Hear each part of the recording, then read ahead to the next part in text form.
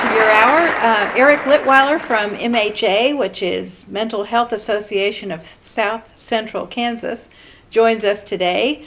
And you mentioned that you were going to talk about the psychology behind New Year's resolutions. Yeah, I mean, I'm not a psychologist, so you have to take it with a grain of salt. Play one on TV. I play one on TV, right? No, but just kind of the general thought about how to make them, how to stick to them, how to try to be more successful, and all that sort of thing. So. Well, I told you during the break that I have almost every year one of my resolutions is to lose weight. Yeah. And of course it never happens. So one year I thought, okay, I'm going to try some reverse psychology and resolve to gain weight. Wouldn't you know it, that was the 1 year I could keep my resolution. See, and I thought you were going to say you resolved to gain weight and you actually ended up losing weight. Oh, no, I did not. That did not work, though. I did not. Okay, well, it was worth a shot.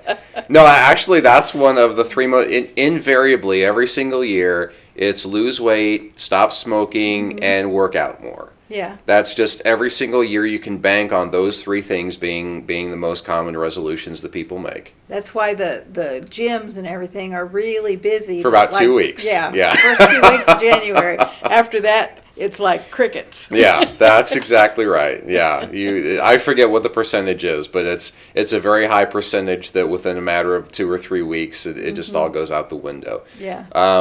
And I think there's a lot of reasons for that. I think first of all, people don't tend to plan ahead with those sorts of things.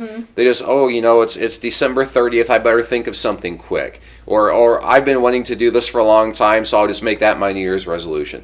But without planning ahead and kind of thinking about what are my metrics going to be, how am I going to measure it, how am I going to hold myself accountable, without thinking about all those types of things in advance, you really are kind of setting yourself up for failure if you just decide last minute, hey, I'll do this thing. That kind of last minute planning doesn't really put you in a good position to succeed generally. Well, and any time that you decide that you want to make a change in your life, there are certain efforts that you have to make. There are certain steps that you have to take to get there. Yeah. And if you're not willing to take those steps, you might as well not even bother to start because it won't happen. Yeah. One of the things I know that people often say, one of those steps you should take is to try to help keep yourself accountable by telling other people, this is what I'm going to do. If your goal is to work out more, tell 20 of your friends and form like a little gym group, and you all go together and you all hold yourself accountable and you all support each other. But I think one of the reasons a lot of people don't do that is they're afraid right off the bat they're going to fail. Yeah. And so the more people they tell, the more people they're a failure in front of. But again, then if you're not telling people, then you're failing because no one's holding you accountable, no one's supporting you. So it's kind of a double-edged sword, I suppose, in that regard. But yeah, I think it's tell more people. If nothing else, guilt yourself into continuing to do it because all these people are watching you to see if you really are going to do it or not. Well, quite frankly, anytime you're making a resolution to do things that are going to make you healthier, that in itself should be enough motivation to see it through. But it isn't. It's not. That's exactly right. That's not good. And yeah, that's always what they center around is health. I mean, the three I just said, it's all health related things. So, yeah. One of the things I think too, so me personally, I don't set New Year's resolutions. And I think maybe it's just kind of a guy thing. I don't know. I'm attributing it to a gender, or maybe it really is just me. But my thing is, if I decide I want to do something, I'm just going to do it. Yeah, it doesn't matter what time of year it is. I don't care if it's February. I don't care if it's October. If I decide that I want to start doing something or stop doing something, I'm just going to stop doing it or start doing it. I don't care whether it's January 1. Yeah. So I think it's important for people to understand objectively the fact that it's January 1 means absolutely nothing. It means nothing. It's completely arbitrary.